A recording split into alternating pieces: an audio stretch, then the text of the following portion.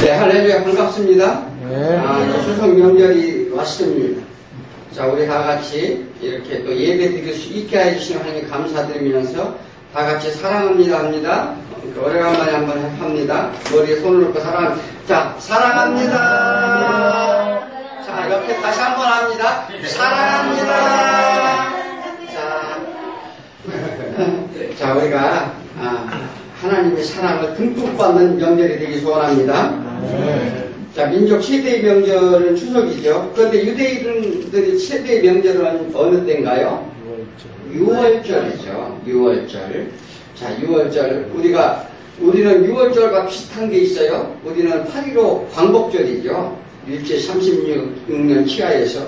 그런데 이제 그거와 이 유대인들과의 차이는 더 이제 유대인들이 더 감동이 더 클 것 같아요. 왜 그러냐면 나라를 잃은 나라도 없던 상태에서 그들이 출애굽을 해 나왔기 때문에 그래요. 자, 우리는 그래도 우리 땅에서 해방을 맞이했기 때문에 그래도 민족이 남한테 억압을 받고 이렇게 한다는 건 참으로 슬픈 일이죠.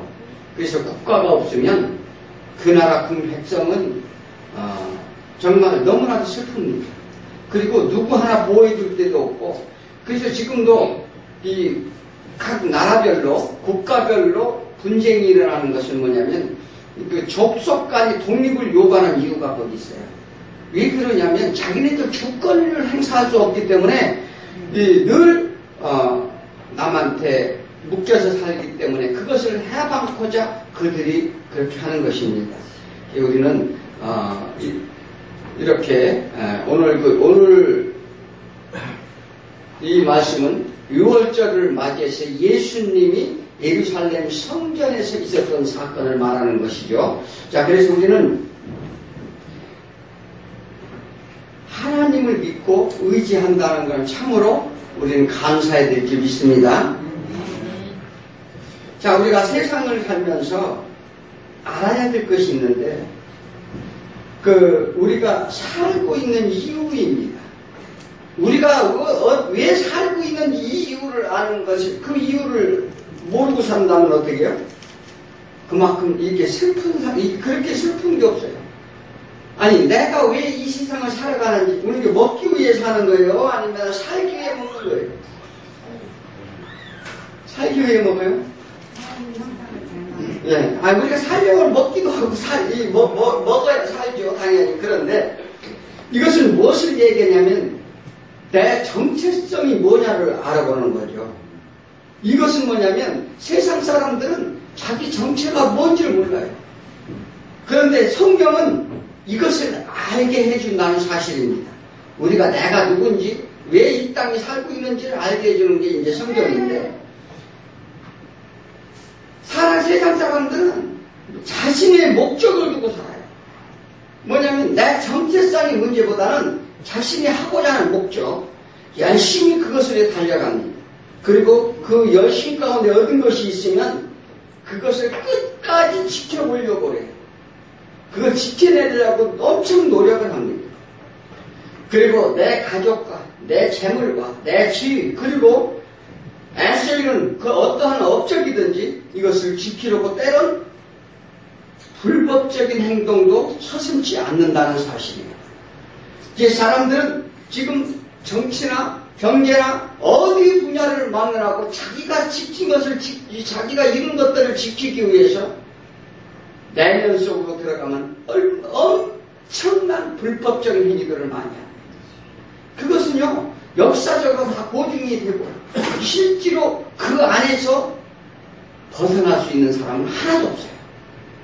이제 사실 우리가 겉으로는 보이기는 포장해서 그렇지 그 안에 들어가면 다 부패되고 썩어서 누구 하나 존경의 대상이 없다는 걸 알아야 돼요.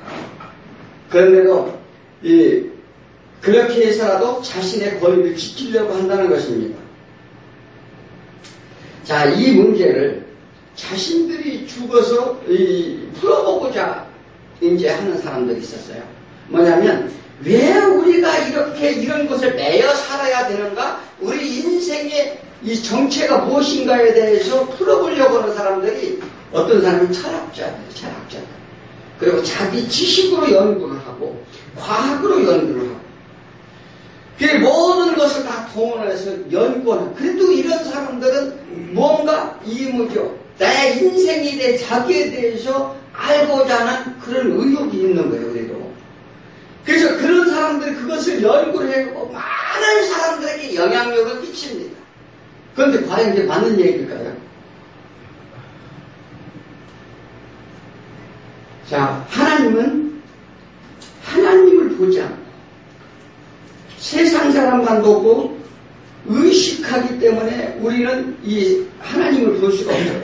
그래서 우리는 이 세상 가운데 사는 것은 남보다 잘 돼야 되고 또 남보다 우월해야 되고 더 가지고 자랑해야 되기 때문에 우리는 이 세상 가운데 매여 살게 됩니다. 그런데 하나님을 보지 않으면 어떻게 돼요? 자기가 그것이 그렇게 그것을 위해서 사는 것처럼 보여진다는 거예요. 세상에 나가면 눈으로 보는 것마다 우리 마음을 다 흔들어요. 그래서 우리가 막 먹고 싶다, 가지고 싶다, 여행 가고 싶다, 놀고 싶다. 이런 유혹 속에 우리는 매일 이렇게 살아갑니다. 그렇잖아요. 그런데 이것을 얼마만큼 내가 절제하고 벌 수 있느냐가 우리 신앙생활의 관건이에요. 그래서 욕심은 죄를 낳고 죄가 장성하니 사망을 낳는다고 말했어요. 이 세상에 보는 것을 갖기 위해서 우리가 욕심이 생겨요.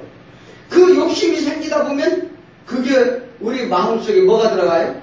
죄가 들어가요. 죄가 이제 작동을 하게 돼요. 왜? 그것을 취득하려면 이게 뭐냐면 돈도 버는 것도 마찬가지고 돈은 어떻게 해서 벌어요? 남의 것을 내 호주머니 갖고 와 벌잖아요. 그렇잖아요? 그래야 돈 버는 거 아니에요. 물론 어떤 일을 내가 수고의 대가를 받는 것은 당연하나 그러나 어떠한 경우든 남의 것을 가져와야 내가 부자가 된다는 사실이에요. 그렇다면 그런 것을 가지고 우리가 어떻게 해요? 살아갈 수 없다는 거예요. 왜? 그 욕심은 주머니에 차면 찰수록 더 욕심이 강해져서 이제 제가 처음에는 바늘도둑이 돼요. 그죠? 조금은 바늘도둑이 됐다가 나중에는 더 큰 것을 원하기 때문에 그러니까 더 큰 도둑이 된다. 우리가 그래서 그렇게 되면 어떻게 해요? 도저히 이제 거기에서 헤어나지 못하고 이제 사망에 이르게 된다는 것입니다. 자, 이스라엘 민족은 하나님이 특별히 선택했어요. 그래서 애굽으로부터 건져냈습니다. 이 출애굽 때부터 그들에게는 하나님의 놀라운 기적들이 많이 베풀어졌어요. 그런 기적 같은 역사를 체험도 했고 40년간 만나를 내려줬어요. 만나를 내려줬는데 자, 예수님이 물어봅니다. 만나는 누가 주었느냐 물어봐요. 그들에게. 그러니까 만나는 누가 줬느냐 물어보니까 그들은 다 누가 줬다고요? 하나님이 줬다고 얘기했어요. 그런데 우리가 신앙생활을 하면서 기도를 하면서 찬양을 하면서 하나님 찬양 엄청 합니다. 그죠? 우리가 내가 충성하겠다, 봉사하겠다, 또 하나님만 바라보겠다, 이렇게 우리가 고백을 하면서도 이 당시 이스라엘 민족 마냥 만나를 날마다 아침마다 주었는데도 당연히 여긴다는 거예요. 그리고 감사할 줄 몰라요. 그리고 우리가 불평을 합니다. 뭐라고요? 더 맛있는 음식을 먹고 싶다는 것이었어요. 아니, 이거 맛이 없다는 거예요. 날마다 먹으니까 맛이 없다. 우리가 추석 때 되면 이제 맛있는 음식을 날마다 먹습니다. 근데 산의 진미도 날마다 먹으면 맛이 있을까요? 없을까요? 맛없어요. 그래서 뭐냐면 날마다 그렇게 산의 진미 진수성찬을 먹은 왕들은 어떻게 했어요? 오래 살았어요? 왜? 그들은 오히려 오래 못 살았어요. 이 세상은 그것을 왜 다 미혹당하는 거예요? 자, 우리는 세상에서 만족치 못합니다. 그럼에도 그 만족을 찾아 우리는 막 헤매게 되어 있죠. 이것은 끊임없는 육신의 소욕이라고 말합니다. 이 세상은 새로운 게 없다고 그랬어요. 왜 새로운 게 없느냐? 우리가 무엇을 어디로 구경하고 싶어서 막 거기 가고 싶어 합니다. 그런데 가서 보면요, 거기에 새로운 게 없는 거예요. 두 번, 세 번 자꾸 가면은요, 별 의미 없어요. 그렇게 이제 우리가 이제 그렇게 살고 있어요. 자, 그런데 세상에서 권력을 잡은 이들은 그 권력력에 사로잡힙니다. 자신들의 길권과 권위를 내세우려고 그들은 놓지 못하는데 그것을 막 생명줄처럼 여겨요. 그래서 언젠가는 내려와야 되는데 내려간다는 걸 알고 있어요. 권력도 10년이면 권력이 바뀐다고 그러잖아요. 언제까지 내려온다는 것을 알고 있으면서도 내려오지 못합니다. 그게 우리의 허세라는 것입니다. 자, 예수님이 십자가를 지시러 마지막 유월절을 지키시려고 예루살렘 성전으로 들어가십니다. 자, 나귀 새끼를 타고 들어가셨어요. 나귀 새끼가 뭐예요? 예수님이 만왕의 왕 메시아로 오시려고 하면 뭐 타고 들어가요? 황금마차를 타고 들어가야 돼요. 그래서 그런데 그들은 자기 겉옷은 다 걷어서 길가에 깔고 나귀 위에 덮고 이렇게 했다는 건 뭐냐면 하나님의 권위를 인정하는 거예요. 권위를 인정하면서 다윗의 자손이요 호산나 다윗의 자손이요 막 환영을 했습니다. 그런데 예수님은 세상의 왕이 아닌 나귀를 갔다는 것은 순종의 종으로 오셨다는 것을 보여줍니다. 자, 예루살렘 성전에 들어가시기 전에 무화과 나무가 있었어요. 무화과 나무가 있었는데 열매가 없는 무화과 나무를 보고 무화과 나무한테 저주를 합니다. 이 저주를 했다는 건 뭐예요? 무화과 나무에 저주를 했다는 의미는 뭐냐면 이스라엘 백성들의 영적 상태를 말하는 거예요. 그 영적 상태를 말하는 건데 즉 그들의 신앙 상태. 그러니까 하나님께서도 우리요 교회에 대해서 우리의 신앙 상태를 보시는 거예요. 그렇잖아요? 이 신앙 상태에 대한 예수님의 진노의 심판이었었는데, 자, 제자들은 어땠는지 아세요? 제자들이 예수님의 능력을 보고 막 감탄하는 거예요. 저 무화과 나무가 예수님이 말 한마디에 금방 말라버리는 거예요. 그래서 그 제자들은 예수님의 능력에 관심이 있었어요. 그런데 예수님이 능력을 나타내고자 한 거예요. 괜히 쓸데없이 가다가 무화과 나무를 저주해가지고 너 열매가 없으니 너는 아무 필요 없는데 땔감으로 쓰라 이렇게 말라버리나. 그래서 제자들이 예수님한테 물어봅니다. 예수님이 그 능력이 어디서 나요? 그러니까 예수님이 뭐라고 말씀하시느냐? 이것은 믿음에서 오는 이야. 믿음에서 온다는 것입니다. 그래서 그 말씀을 하시고 이 산더러 들려 바다에 던질지라도 바다에 던져질 것이다 이렇게 말해요. 그래서 너희가 무엇이든지 믿고 구하라. 그래야면 이루리라 이렇게 말씀하시는 거예요. 그래서 믿음이 있어야 돼요. 예, 믿음이 있어야 뭐예요? 그러니까 사람들은 하나님의 능력을 보고 쫓아오는데 그러니까 어떠한 능력, 치유의 능력, 어떤 능력을 보고 쫓아올 것이 아니라 하나님의 능력은 어디서 나온다? 믿음에서 나온다는 거예요. 네. 그래서 온전히 하나님의 믿음으로 인해서 하나님의 능력의 권세를 얻는 줄 믿습니다. 네. 자, 그래서 성전에 들어가시니 또 어때요? 성전 안에는 각기 자신의 이익과 자신들의 권세와 목적만을 위해 거룩해 할 성전에서 장사꾼들로 매점매석하고 그들의 기득권자들이 서로 짜고 오는 예배드리는 백성들의 돈을 착취해야지. 그것을 보시고 째찍을 만들어서 모두 다 내쫓습니다. 이게 이제 성전 정화사건이 일어나는 것이죠. 그래서 누가복음 19장 45절에 뭐라고 그래요?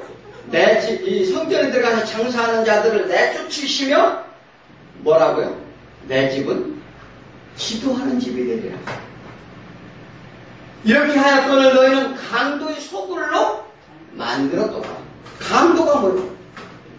그냥 단순히 도둑질한 게 아니라 강도는 막 무기, 흉기도 강탈하는 거죠. 하나님을 팔아 도둑질을 강탈하는 행위를 말합니다.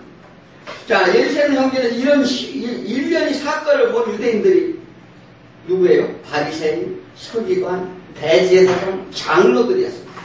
그들은 유월절 예배를 위해서 모인 사내들인 공의회 회원들이었습니다. 자, 사내들인 공의회 회원은 뭐냐면 그들이 국가의 최고 권력기관이라고 보면 돼요.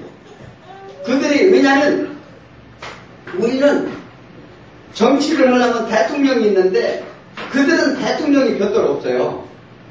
왜 그러냐면 종교 지도자가 그 역할을 다 담당을 해요.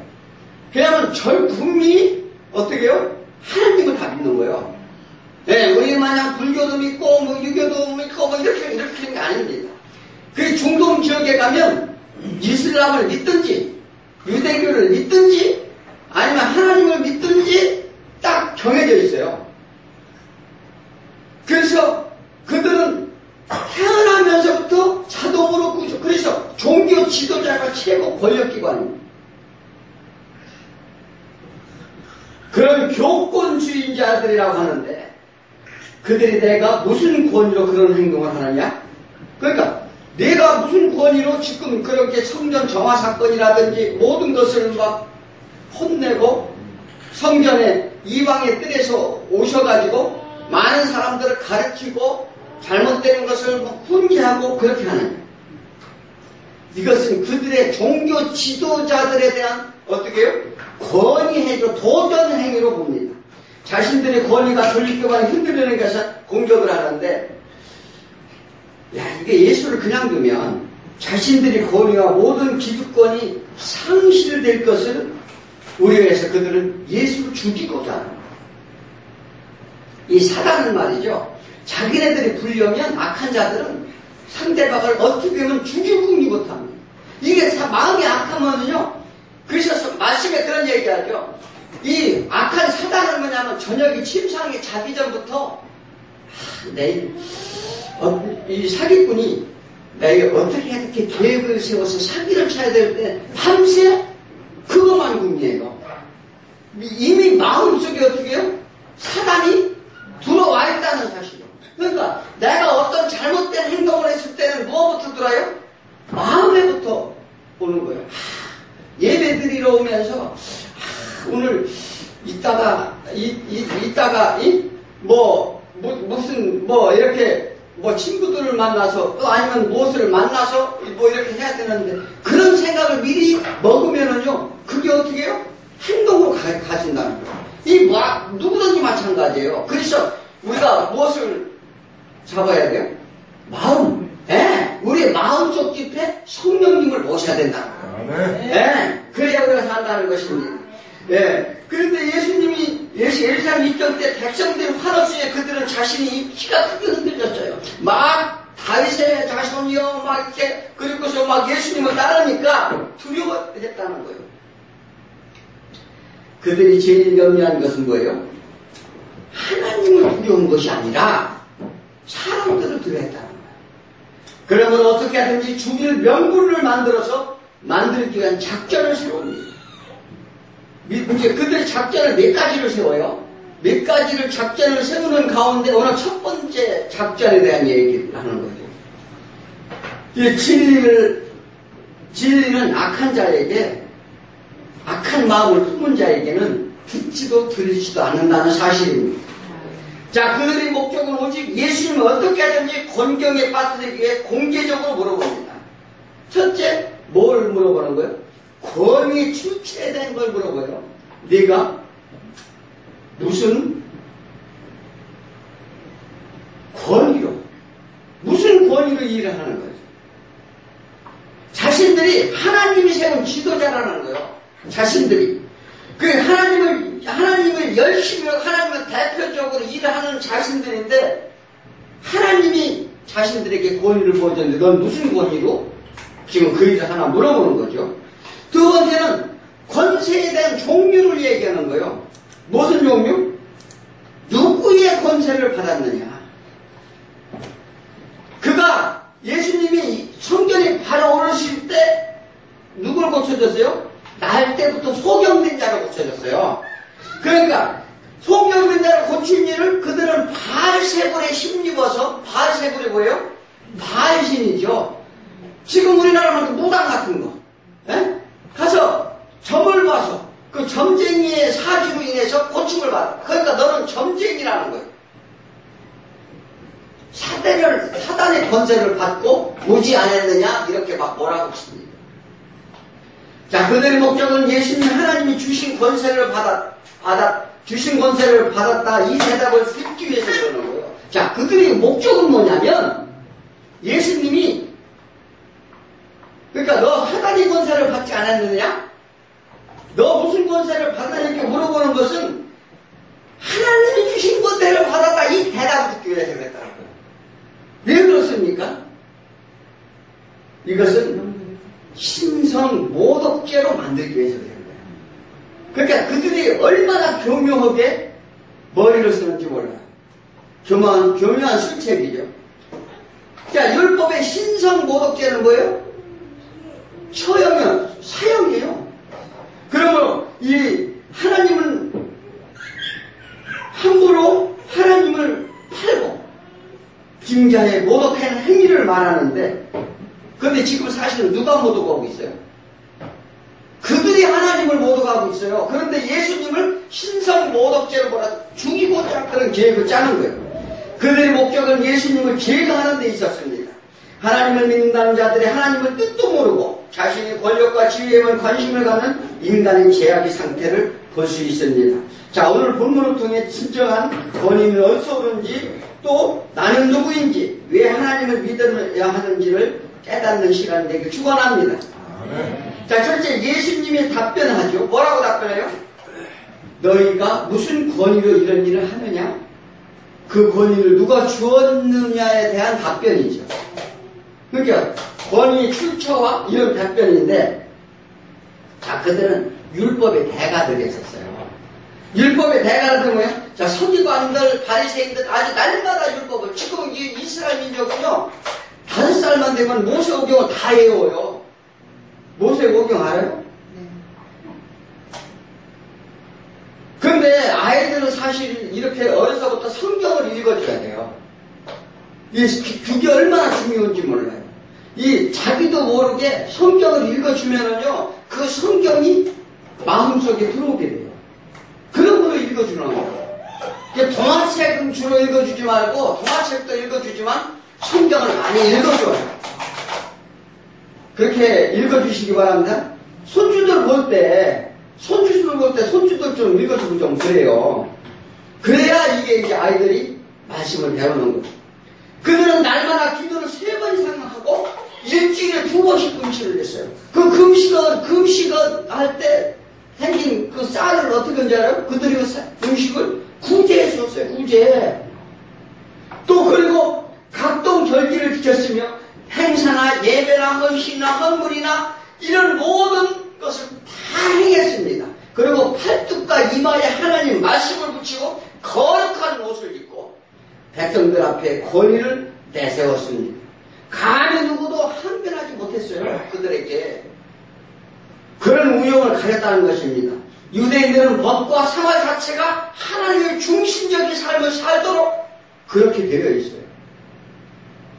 그럼 이들에 비해서, 그래서 예수님이 말씀하셨어요. 너희가 율법에, 그러니까 저들의 신앙만 못한 자는 어떻게 천국에 갈 수 없다고 말했어요. 그들의 신앙생활은 우리가 생각하는 거 틀려요. 그들의 신앙생활은 철저하게 한다는 거죠. 문제는 어디 있습니까? 율법에 얽매여 있다는 거예요. 율법에. 자, 그들은 하나님 법으로 자신들의 권위를 가지려 했습니다. 우리가 제일 무서운 것은 믿지 않는 자로부터 하나님을 믿는다며 하나님의 말씀으로 공격하는 자들이에요. 지금 우리 이단들 많지 않습니까? 하나님 말씀 갖고 공격을 해요. 그래서 이단이 더 무서운 거예요. 차라리 불교나 유교나 뭐 다른 종교는 하나님 말씀이 아니기 때문에 이게 두렵지 않습니다. 그런데 이단이 더 두렵죠. 지금도 유대인들은 메시아를 기다리고 있어요. 왜 기다립니까? 예수님을 인정하면 어떻게 돼요? 이제 와서 인정을 하면 되겠어요? 안 되겠어요? 그것은 무너지기 때문에 그렇습니다. 예수님이 그들에게 반문합니다. 그래서 25절 한번 읽어보면 어떨까요? 자, 요한의 세례가 어디로부터 왔느냐? 하늘로부터냐? 사람으로부터냐? 자, 유대인들은 하나님 여호와를 함부로 이름을 부르지 못합니다. 왜 그래요? 여호와라는 이름이 하나님 이름이 너무나도 거룩해서 그 이름조차 감히 부르지 못하는 그러한 경건함을 가졌어요.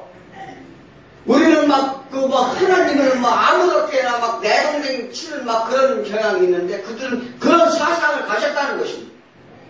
그래서 이름조차 거룩하게 부를 수 없었기 때문에 뭐라고요? 하나님이라고 얘기를 하니까 하늘로부터 하는 이렇게 물어보는 거예요. 그러니까 예수님도 잘 알았어요.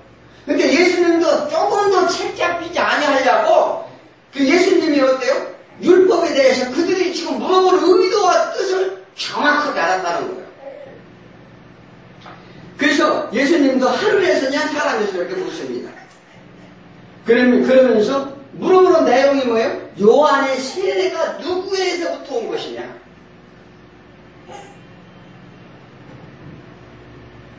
그들은 예수님이 바알세부 사단의 세대부터 입었다고 그렇게 그런 능력이라 이렇게 이제 몰아가는 데 대한 이제 하나님의 이제 의도적인 질문이죠. 지금 사단들은요, 뭐라고요? 지금 교회의 목사를 양떼를 몰고 가는 이리라고 그렇게 부르는 사람들이 있어요.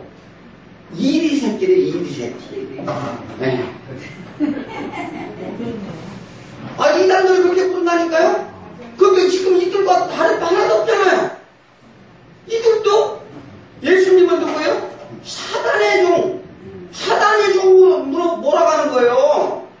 네. 이게 똑같은 거예요, 다. 그게 우리가 뭐냐면, 예수님이 이런 의도는 무엇입니까? 왜 요한의 세례에 대한 질문을 해요? 그들은 요한을 죽였기 때문에 그래요. 자, 요한을 직접적인 죽이진 않고 헤로당이 죽였죠. 그러나 그들은 방관했어요. 그리고 요한을 믿지 않았어요. 자, 만약 세례가 하나님께로 왔다면 그들은 하나님의 사자를 죽인 꼴이 돼요. 네. 하늘에 속한 것이라고 대답하면 자신들이 정죄받아야 된다는 사실입니다.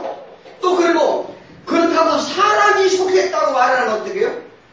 백성들은 세례 요한을 믿고 따랐다고 해요. 선지자를 믿었다고 오늘 본문에서 얘기하잖아요. 그런데 그들은 선지자를 인정 않는 꼴이 되게 돼요.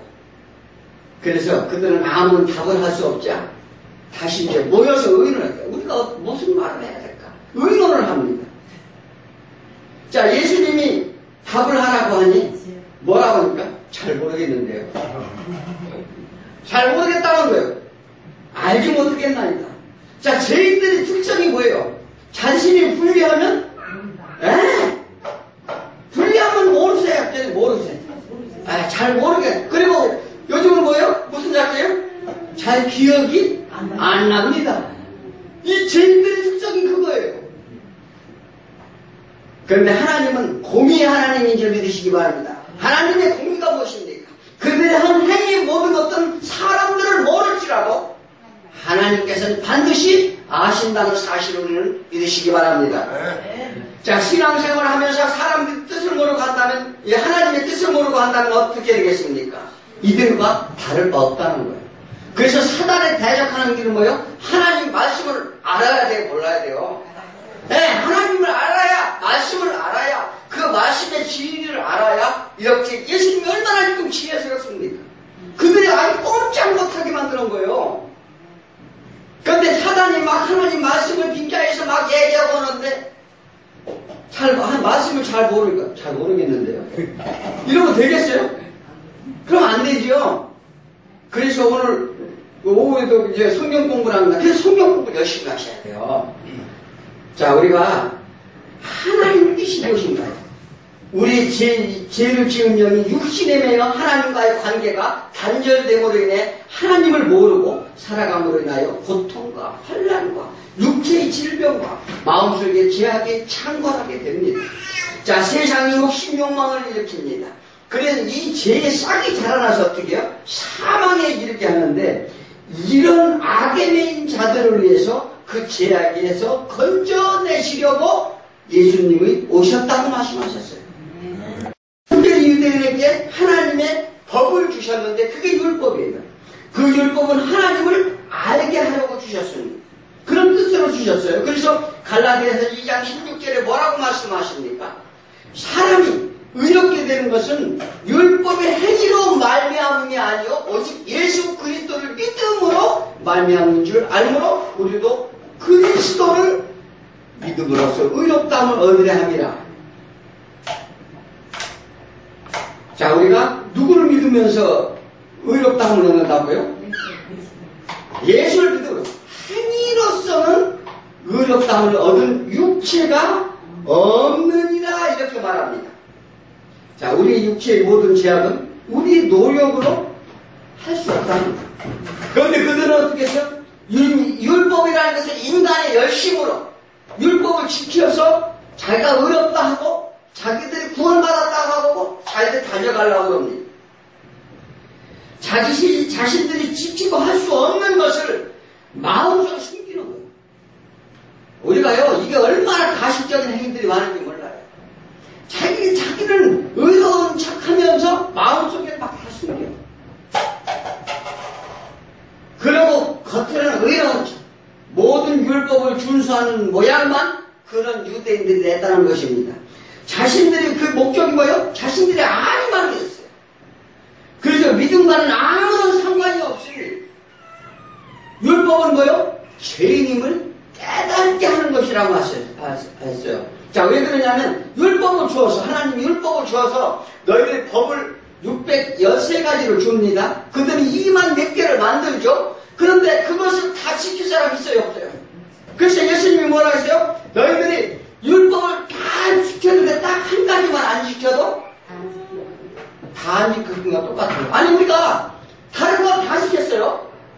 부모도 잘 모시고 뭐 이웃도 사랑하고 하여튼 뭐 부정하고 나는 뭐 하여튼 모든 걸 다 지켰습니다. 그런데 사람 딱 하나 죽였어요. 그거 죄인이에요, 죄인 아니에요? 그 죄인이에요, 죄인이라. 그러니까 그것을 무엇을 얘기하느냐면, 아니 우리가 다른 거를 다 했는데 어디 가서 사기를 조금 했어. 그건 죄인이 아니에요? 죄인이잖아요. 그러니까 이것을 무엇을 얘기하느냐면 우리가 그 법을 지킬 수 있다 없다? 없다는 거예요. 그러니까 지킬 수 없다니까 우리가 할 수 없다는 걸 인정하라는 거예요. 율법이. 그래서 죄를 시인하더라도 율법은 율법으로 내 마음을 비춰보니 어떻게 해요? 정말 죄가 너무 크다는 거예요. 죄인임을 알라는 거예요. 그래서 뭐라고요? 사도 바울이 말하죠. 나는 육체로는 자랑을 만하다는 거예요. 뭐를 자랑하는? 누구보다도 율법에 열심히했다. 나는 할렙파요, 베냐민 지파요, 히브리인 중에 히브리인이요, 율법으로는 바리새인이다. 교회를 박해하는 데는 나는 누구보다도 열심히 했다. 그리고 율법으로 나는 흠이 없는 자라. 그런데 빌립보서 3장 7, 8절에 뭐라고 얘기해요? 그러나 무엇이든지 내게 유익하던 것은 내가 그리스도를 위하여 다 해로 여길 뿐더라. 또 모든 것을 해로 여기면 내 주 그리스도 예수를 아는 지식이 가장 고상하기 때문이다. 내가 그를 위하여 모든 것을 잃어버리고 배설물로 여기면 그리스도를 얻기 위함이라는 것입니다. 자, 모든 것을 내 버리고, 내 율법으로 버리고, 모든 것을 다 버려. 내 권위, 내 지식, 내 생각, 모든 것을 버린 이유가 뭐라고요? 그리스도를 얻게 하려. 자, 그렇습니다. 세상의 모든 권위, 자기 지식, 자기 모든 것, 이런 것을 얼마만큼 내려놓느냐에 따라서 그리스도를 안에 우리가 사느냐, 살지 않느냐에 결정되는 거예요. 모든 권위는 누구한테 나와요? 하나님께 있다는 거예요. 하나님께. 세상의 권위, 권세, 그것은 금방 왔다가 금방 소멸된다는 거예요. 영원치 않다는 것입니다. 이것을 인정하라는 거예요. 우리 모두 인정하시기 바랍니다. 네. 세상의 권력과 권위는 무너지게 되어 있습니다. 또한 인생의 중요한 생명의 지식이 있어야 합니다. 누구든지 세상의 권위를 싫어하는 자는 없습니다. 하지만 그보다 더 중요한 예수 그리스도를 얻는 것임을 믿으시기 바랍니다. 그래서 우리는 마음속 하나님을 사모해야 돼요. 예, 그분이 오심을 우리는 믿어야 될 줄 믿습니다. 아멘. 여기에 뭐가 있어요? 생명이 있기 때문이겠어요. 자, 며칠 되면 예수님이 이제 우리와 원수된 하나님과의 관계를 중재하시기 위해 화목제물로 자신을 6월절에 어린 양의 피로 드리기 위해 예루살렘에 오셨어요. 예수님께서 왜 6월절에 십자가에 지셨는지, 출애굽 날이 6월절 날이잖아요. 그것을 증명해 내기 위해서 십자가에 6월절 날 지시는 거예요. 6월절 날. 아십니까? 어린 양의 피로, 대속함의 피를 받아서 출애굽을 받았죠. 그렇기 때문에 사람들은 그런 예수님의 그 뜻을 알까요? 모를까요? 모르는 거예요. 자신의 권위만 지키기 위해서 막 이런 일들을 벌이는 거예요. 그것이 하나님을 알아야 돼요, 우리가. 예, 사람들이 예수님이 오시는지 모르고 그저 자신이 아니면 다투고 있다는 사실입니다. 에베소서 2장 14절에 그는 화평이신지라. 둘로 하나를 만들었다는 거예요. 뭐예요? 자, 이게 아담과 하와에 나와죠. 아담과 하와가 어떻게 해요? 자신의 뼈를 해서 둘로 나눴죠. 그런데 너희들은 합하여 하나가 되라고 얘기죠. 이것은 무엇을 얘기하면 예수 그리스도와 성도를 얘기하는 거예요. 그래서 이 둘이 나눠진 것을 이제 십자가의 피로 어떻게 해요? 하나로 만들겠다는 거예요. 네. 그렇게 하나가 되잖아요, 우리가. 네. 그래서 예수가 뭐냐면 하나님의 관계가 갈렸던 관계를 어떻게 해요? 멀어졌던. 그러니까 그 안에 뭐가 있다고요? 막힌 담이 있다고 해요. 막힌 담은 자기 육체로 하셨다는 거예요. 그 일을 위해서 내가 십자가를 진다 이렇게 지금 말씀하시는 거예요.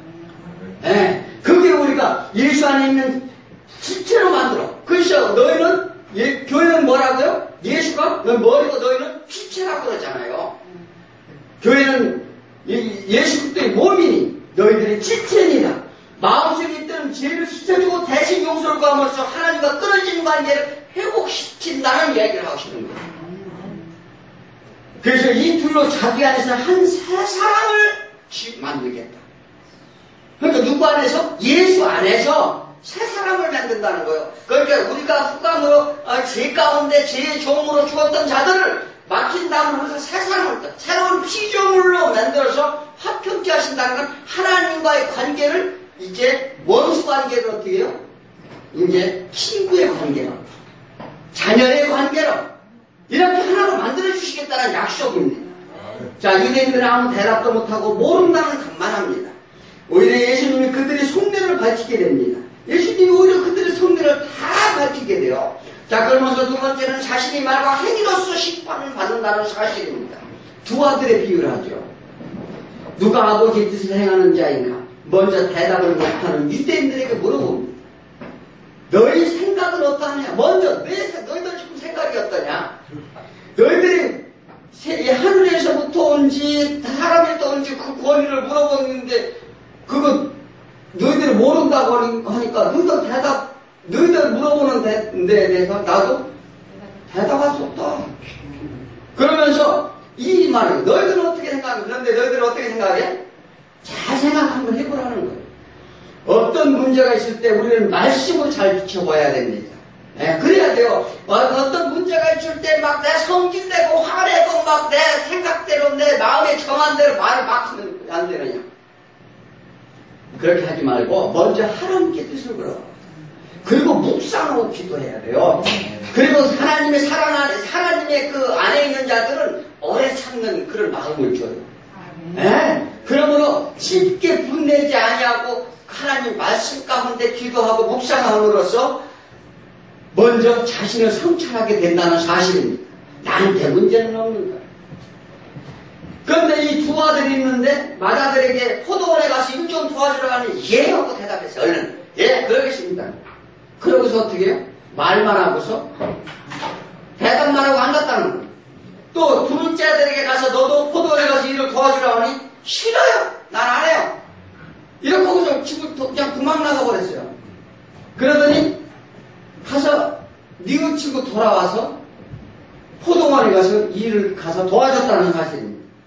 그런데 그렇다면 누가 아버지 뜻을 따랐느냐 이렇게 물어보죠. 그러니까 유대인들이 대답하죠. 둘째 아들이다.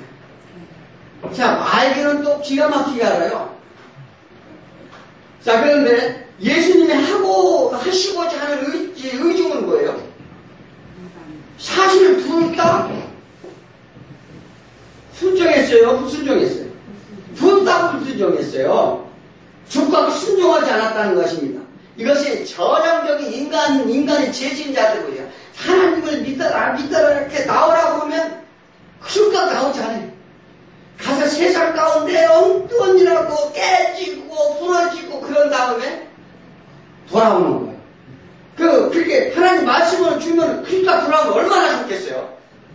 그런데 말을 참 정말 인간들이 이렇게 하는 이게 이제 우리의 제일된 모습인데, 자, 첫째 아들은 포도원에 가서 일하라 하니 자신있게 이해하고 가지 않았다는 거예요. 이것은 거짓말을 했다는 거예요. 거짓된 것을 말한다는 거예요. 너희들은 참되지 못하다 이것을 지적하는 거예요. 예수님. 너희들은 다 거짓말쟁이느니라. 유대인들은 순종하는 것처럼 모양만 낸다 이렇게 말하는 것입니다.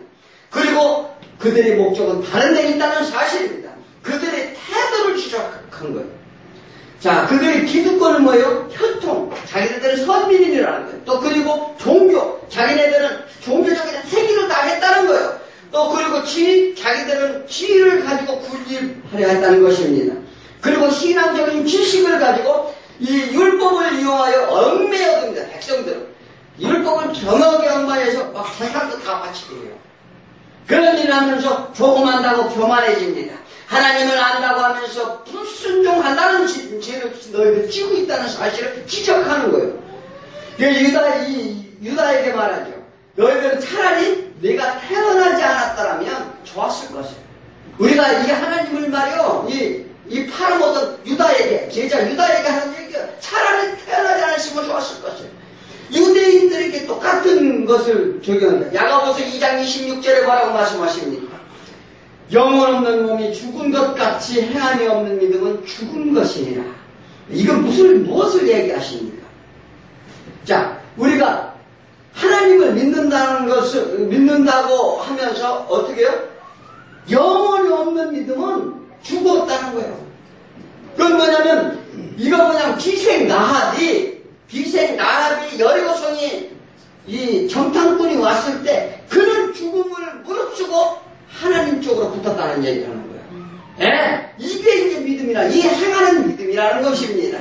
예, 그래서 이 말씀에 비춰서 이 사도 바울이 그래서 뭐예요? 아브라함의 믿음이 뭐예요? 자기 아들을 바치는 믿음. 그것이 하나님 믿음이라고 그러는 거예요.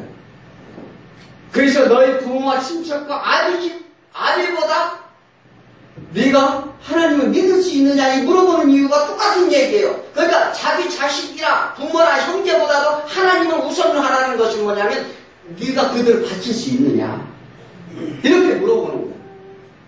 그게 믿음이라는 것입니다. 그래서 구원은 혈통이나 지식으로 얻는 게 아닙니다. 믿음의 행동을 보여라는 것입니다. 우리는 반드시 믿음의 행동을 보이시기 바랍니다. 아멘. 자, 그래서 이 마다를 된 이스라엘을 버림받게 되는 이유입니다. 이 마다들은 이스라엘을 버린다는 거예요. 뭐냐면 이게 무화과나무 저주입니다. 예루살렘 심판을 얘기합니다. 이 일이 있은 후 예루살렘이 멸망의 예언을 하게 되는데 70년에 완전 초토화돼서 이 무화과나무 저주와 같이 그들이 다 말라버립니다. 말라버린다는 건 뭐예요? 이스라엘 땅이 황폐화돼서 그들이 나라의 흔적조차 없어지는 거예요.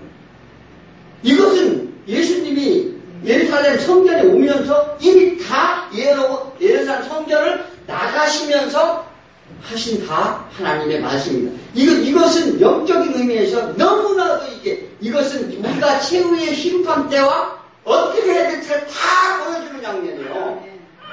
이 하나님 말씀이 그저 그냥 글씨에 쓰여있고 뭐 이런 말씀이 아닙니다. 그래서 유대인들이 초토화되고 모두 이방의 객으로 그들은 나라마다 다 뿔뿔이를 펴었어요. 그러니까 너희들 깨달으라는 거예요. 그리고 이 말씀이 뜻이 뭐냐면 복음이 이방인으로 먼저 구원에 이르도록 하시고자 하는 하나님의 의도가 있어요. 그러니까 둘째 아들은 뭐 어떻게 해요? 창녀와 세리라고 했죠. 창녀와 세리인데 그들은 철저히 죄인들이었습니다.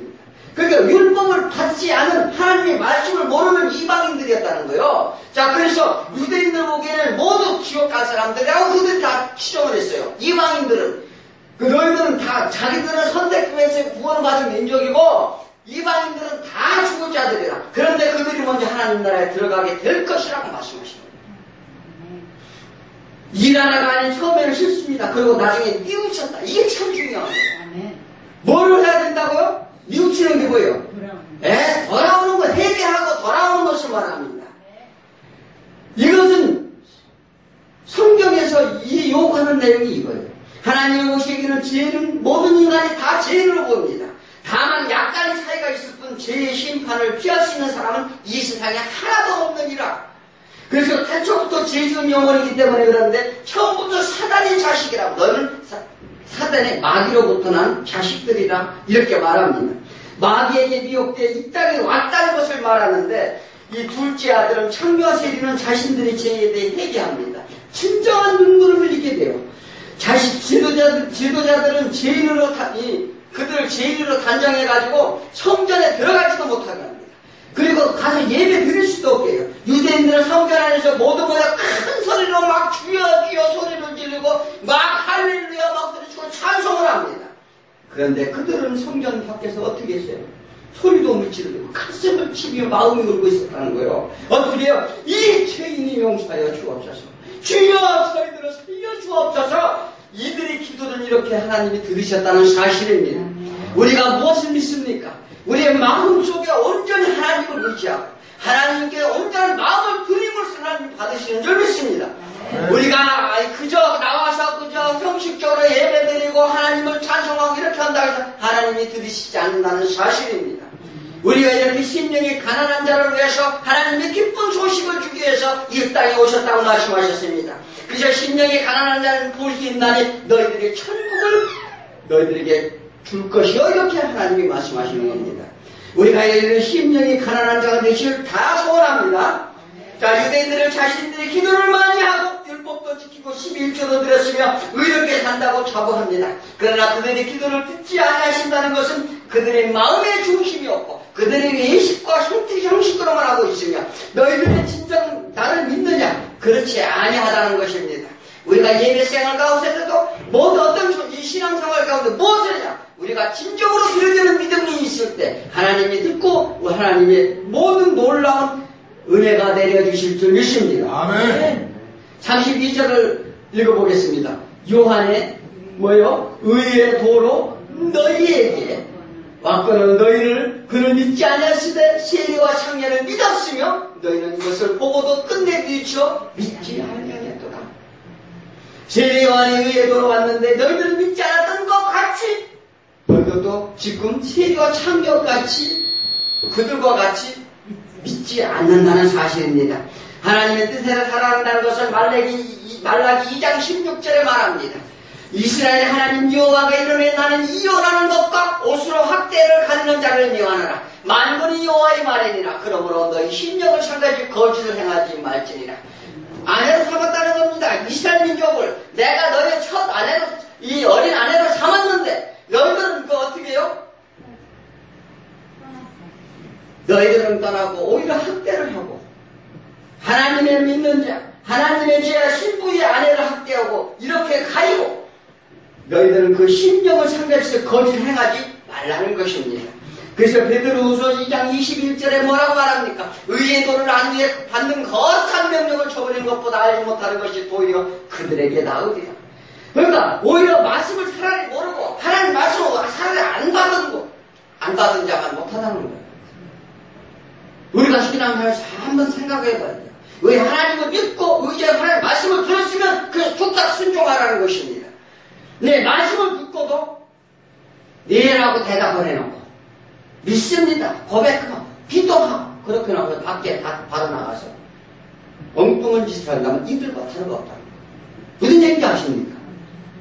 자, 그래서 오히려 믿지 못하도록 막는 행위를 하게 된다는 것입니다. 악한 포도원의 농부의 비유로 이 다음에 말씀을 하십니다. 뭐요? 그들이 하는 짓을 말씀하시는 거예요. 자, 그러므로 하나님의 뜻을 올바르게 깨닫고 우리가 누군지 뉘우치며 그 뜻을 따라 순종해야 될 줄 믿습니다. 하나님을 믿는다면 완악한 마음 그대로 있으면 하나님의 영이 거할 수 없다는 사실입니다. 모든 권위는 세상이 주는 것이 아닙니다. 권능과 권세가 진정 무엇인지 알고자 한다면 하나님과 화평해져야 될 줄 믿습니다. 하나님과 화평해진 건 십자가를 믿는 것입니다. 예수 그리스도를 믿고 따르고 우리가 무엇이든지 믿음 안에서 드려지는 거예요.